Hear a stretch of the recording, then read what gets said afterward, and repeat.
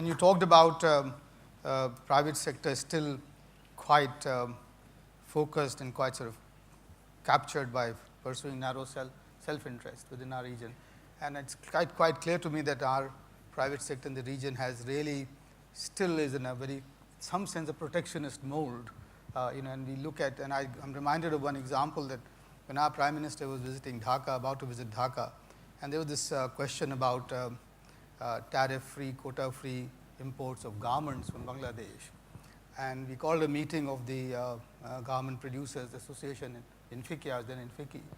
And you have to believe it that most of these office bearers of these associations who came violently opposed any opening up of India's imports of Bangladesh. And I actually asked them, I said, look, have you calculated as to what percentage of total garments of your total production would come from Bangladesh, and couldn't you just absorb it very easily? And they would have none of it. And it was actually the government who then took the lead and said, no, we'll have to go, we'll have to go with it. And that just sort of, and I keep seeing that happening in all places at all times. Why does the private sector in our region not, maybe it's a set of government policies that prevent them from thinking globally, competitively, openness, we will beat the world kind of spirit.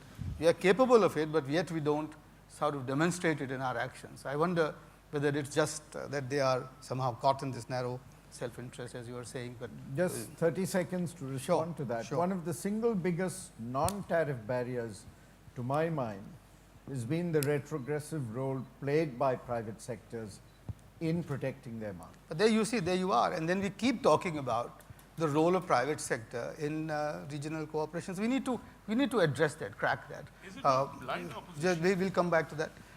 Yes, thanks. But next speaker, sir, needs no introduction at all. Mr. Babar Ali. Thank you very much.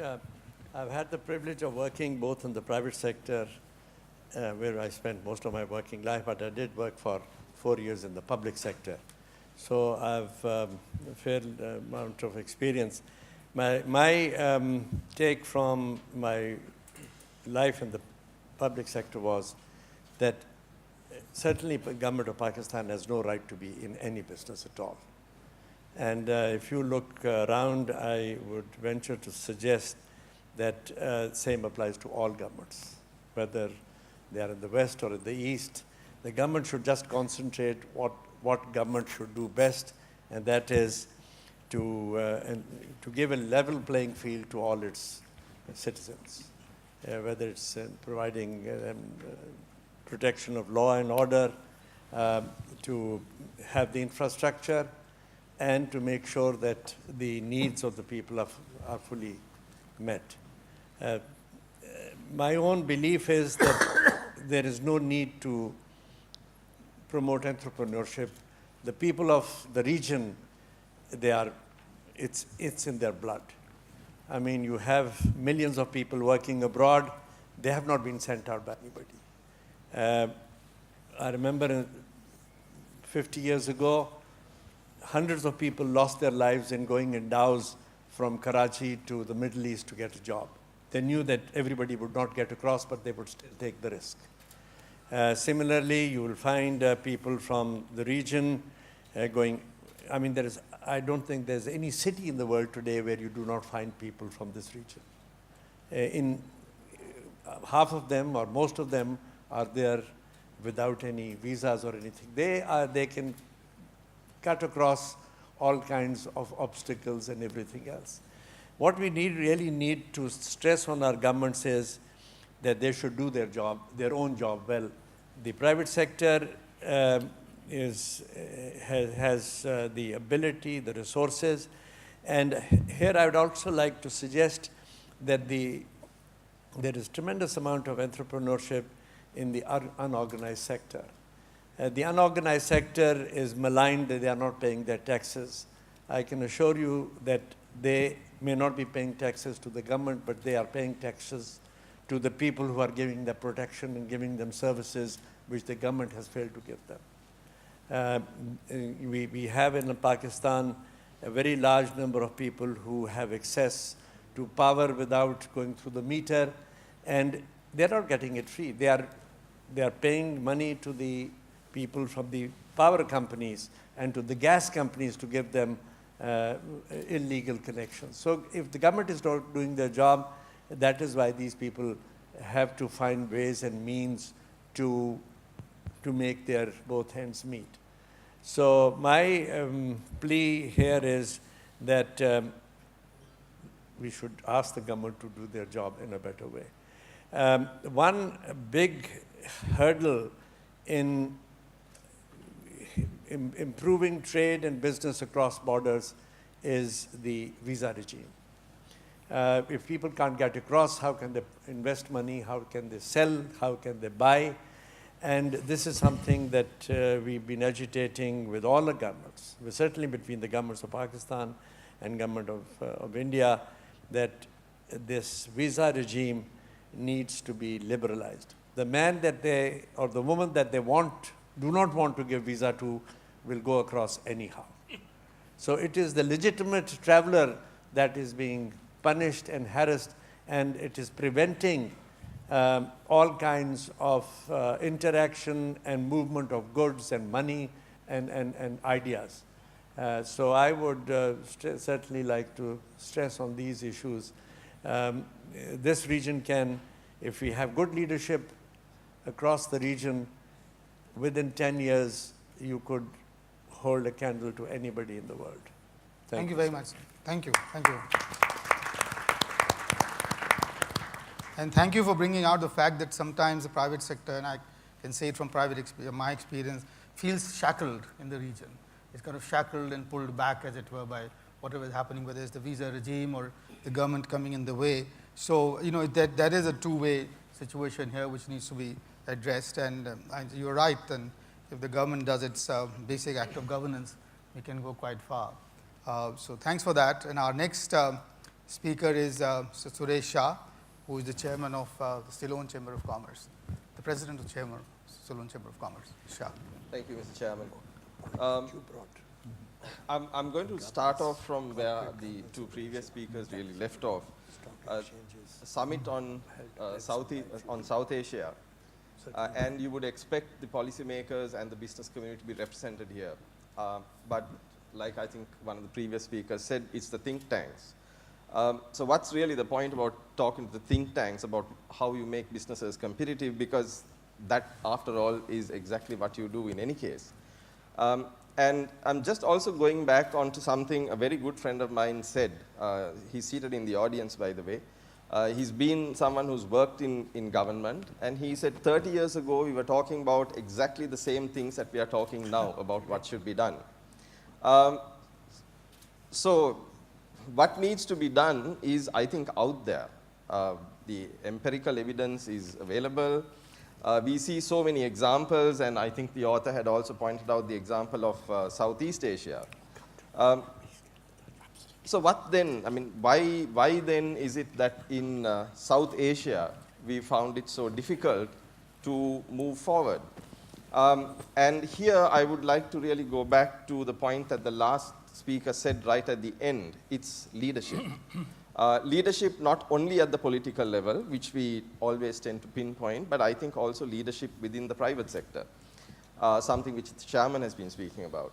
So if you look at the leadership in, say, Southeast Asia and South Asia and compare what the difference is, to me I see a fundamental difference.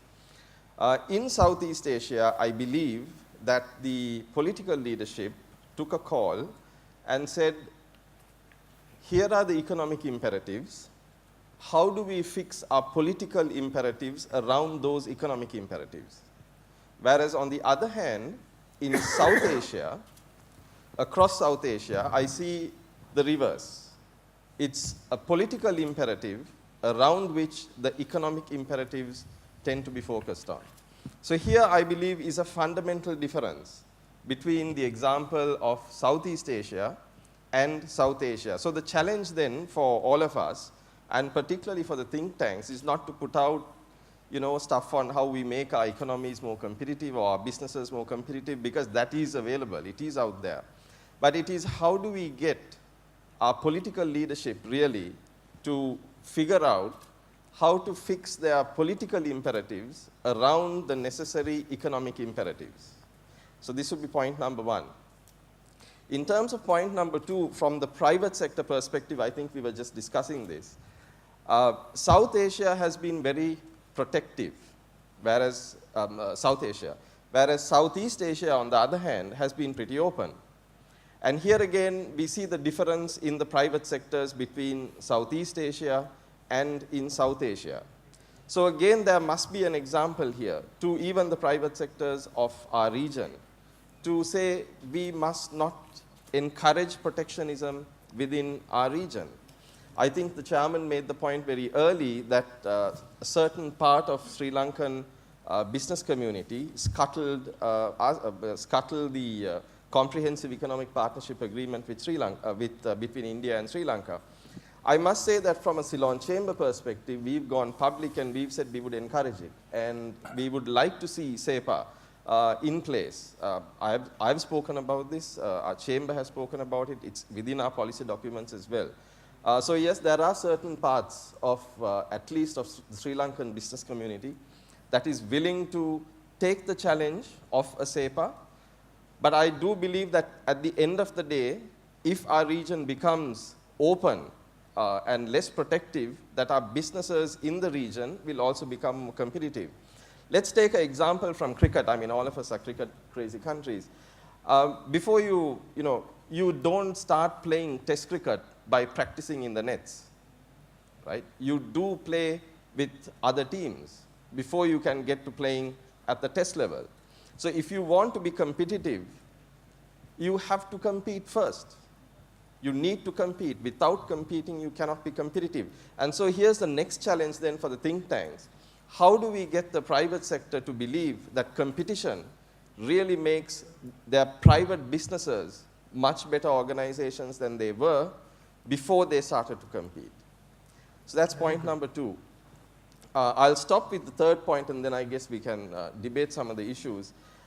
We need to ask ourselves within our region, how many of our countries attract the very best talent into our public service? How many of our public sector figures are really facilitators rather than controllers? And unless we attract the very best talent into our public service, you've got to pay them well, make their jobs more responsible, give them the freedom to take decisions. This is how you attract the very best into the public service. If we were to do that, these people basically be facilitators, and what we require is facilitation. Between the public sector, between the private sector, we need people to come together. We need people to discuss issues. Ideally we should have seen the public service and the private sector here today, but unfortunately it's not the case. And I think again this is one of the key issues that we see in our region, that this interaction between the public sector and the private sector does not happen at a policy level. So those would be the 3 points that I would like to make, Mr. Chairman. Thank you very much.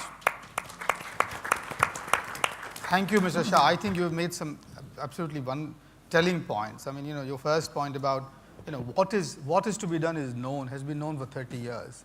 How to do it and how to get to it, I think is the key today. And I think we in the think tanks owe it to our own constituency to focus now on the how rather than the what all the time. Second, you said about how the political narrative, the political practices should be woven around the economic, economic imperatives.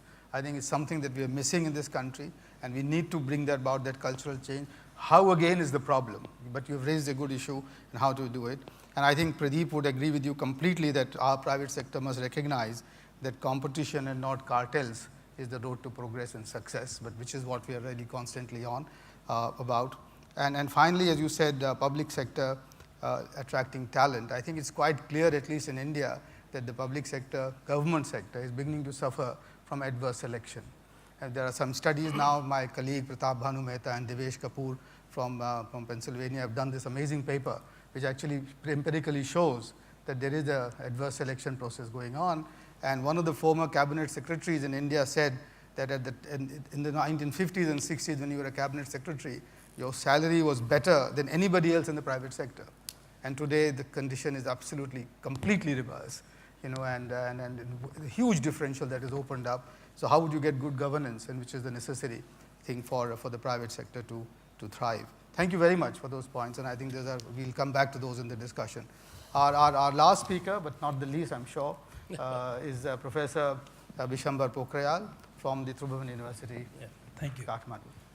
Thank you. You know, yesterday I was attending one of the parallel session 3C. About half an hour ago, you know, all of a sudden we received some messages from our chairperson asking us to address those issues. Today, during this session, we have received a couple of issues to be addressed. So what I think, since this entire deliberation is going to be recorded, to do justice to the title of this discussion, I would like to focus my discussion on those issues. The reason why developing world fail is they fail to establish linkages between policy and execution, implementation.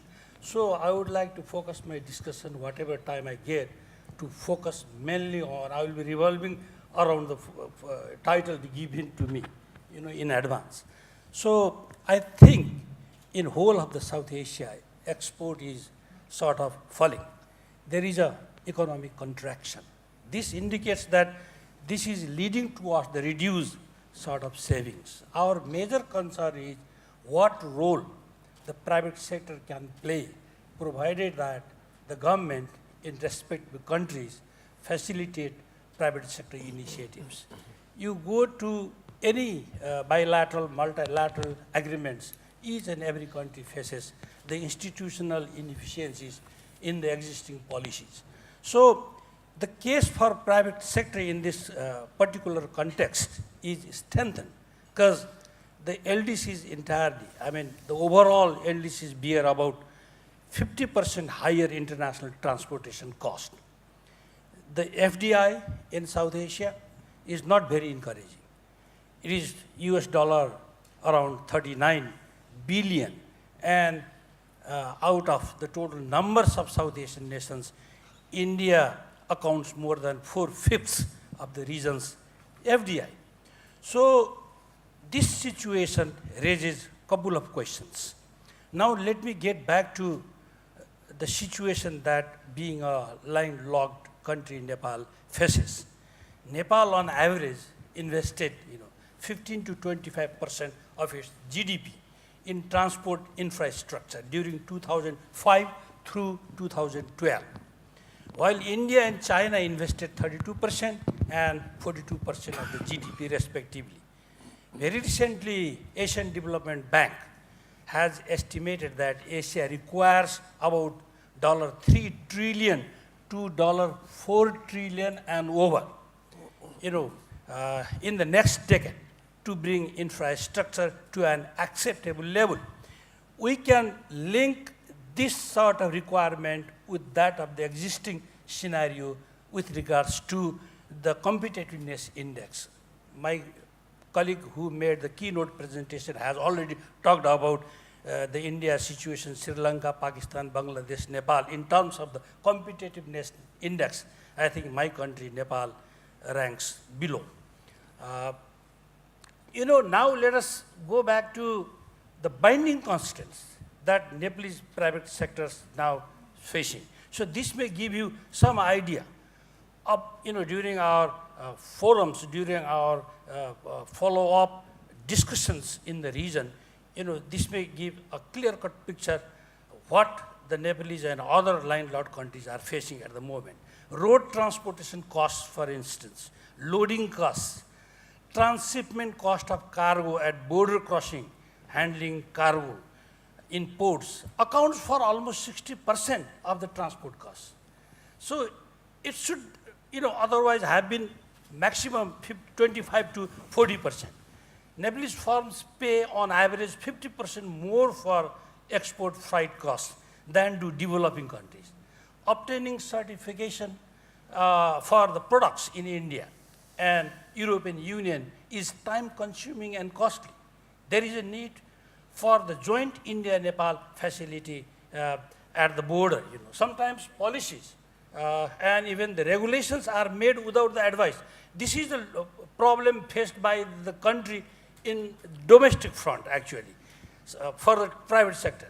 Sometimes policies and regulations are made without the advice and knowledge of private sector. There is a lack of unpredictability and inconsistency in their implementation. So private sector are threatened to make any investments. Processing the documents to clear Indian customs, for instance, in Kolkata is a time-consuming activity. The processing time is 3 to 5 days, even with required transit documents. The customs house, for instance, is about 3 kilometers away from the dock area. And the importer frequently have to visit 2 different places about 3 to 4 times a day. This automatically delays the delivery. Number one, because of the 15-foot container that goes from Kolkata, most of the exporters, private sector importers, they have to pay additional cost as a transshipment cost. If that container went from Mumbai port to final destination to Europe, you really didn't need to pay a transshipment cost. So going through this, there has to be some sort of arrangement, because it will not be cost effective for a Nepali exporter to hire an entire container of safe. It would be economical if there is some sort of agreement to share the cost in the container. So these are the problems that we currently face. Another problem which is very much visible, and this has created a lot of confusions despite the fact that there are hundreds of items who are zero duty in India. Nepalese can purchase 161 different kind of products in Indian market by paying convertible currency. India's currency is weakened at the moment, but Nepal's current account deficit and balance surplus is extremely higher in the region. So what happens, purchasing goods, essential commodities, because we are pegged with Indian currency. So this should have been much better in terms of the bilateral trade between the two countries. But another problem behind the screen is 20-foot container of freight by road from Kolkata onto the Raxol border area of Nepal costs about Indian rupees 30,000. If the railroad was functional, it would have cost hardly 15,000 to 20,000, which comprises a saving of 22 to 33% of the cost of 1,160 kilometer distance from Kolkata to Nepali border. So, these are the things that really needs to be addressed while we talk about facilitating the private sector, facilitating the trade, complying with the agreements that have already been. I remember what Nitesh Kumar told us when we were invited in Patna through the South Block in India, in New Delhi. What he said, you always go to New Delhi, give that job to me, I will go to New Delhi. You plan to produce 10,000 megawatt of electricity in Nepal in 10 years, our demand is 15,000 megawatt. So you come to me and talk to me, give that responsibility to me. So, there are a lot of ways, maybe we can discuss about that, exploring the future possibility. Thank you. Thank you. I think towards the end you did bring out, which for me is a extremely important point, which is that maybe regional cooperation in the region can go much further if the border states of India were involved with their neighboring countries across the border. This is a huge continuity, there is a huge commonness. So whether the South Bloc in our country will be liberal enough to give these states their due role, but we will have to see, we'll have to make that case as we go along. Before I open it to the floor, I think it's only fair for me to ask the keynote speaker if he would like to respond to what he has heard from the panelists in the next 3 or 4 minutes. Thank you. I think I would like to address 1 or 2 questions that you have raised at first. It is, I think, good to look at that how the corporate sector actually will contribute much beyond their existing profit-taking mechanism and others. But even within their activities, they could actually provide that. For example, they have significantly provide importance on the upgradation process of their industries. value processed products, that's fine. But they should also equally put emphasis on the social upgradation part, which often we found that lack of focus on in their activities. And that also ensure the worker safety security issues, wages, productivity issues, that is also important thing to look at. The second thing that I like to mention regarding the participation of the SMEs in the broader value chains, and that also created reduction of the dualism. And the extensive dualism is here, and the SMEs are basically founding in the operation of in the final part of the value chain, but they have ample scope to actually involve in the backward linkage part, both in terms of the service, various type of providing service, as well as the forward linkage part as well. So how those state-of-art or modern type of services could be provided by the SMEs, that is also an important thing to actually look at. But I like to differ with the respected Babar Ali that it need not require to actually provide support for entrepreneurship development. The type of entrepreneurship that Dr. Babar Ali mentioned is more often as usual type of entrepreneurs that they actually operate. But we are actually discussing about a very competitive, forward-looking, globally they are competitive, that kinds of actually entrepreneurs that we are actually looking at. And that is necessarily not only for the export-oriented market, for the external market, but that is also increasingly being important for the domestic market. So that kinds of entrepreneurship is still significantly lack in all segments. So that is also an important thing to look at through providing various kinds of policy support in the region. Thank you. Thank you very much. And ladies and gentlemen, the floor is now open. May I request people to raise their hands and then, oh my God. So given the number of hands that I've seen, please be pointed, introduce yourself, and if possible, point the question to one of us or to more than one of us. And I saw Rashmi first, so there we go.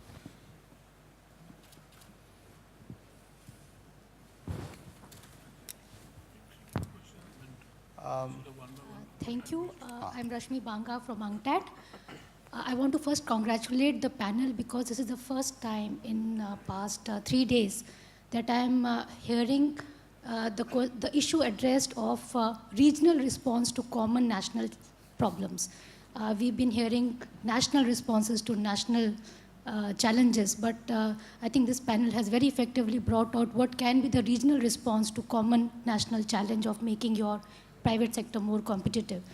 At UNCTAD, we have tried to crack this problem of how private sector can take the lead in regional integration in South Asia. And we did this by initiating LISA. LISA is Leather Industry Association of South Asia.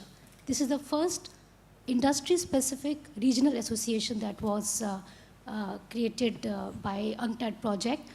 Dr. Saman Kaligama was present. Over there, we undertook a project on regional value chains in leather sector. We brought together the industry of the region. We had heads of tanner associations, we had heads of other leather associations of other countries together. And after the consultation where we tried to convince them that competition is not the best option now, it is cooperation which will make them globally competitive. After the consultation, it was their initiative, there was a round table meeting by the association heads of leather sector, and they came up with this Leather Industry Association. So I just want to say that we really need to think of regional responses to common challenges.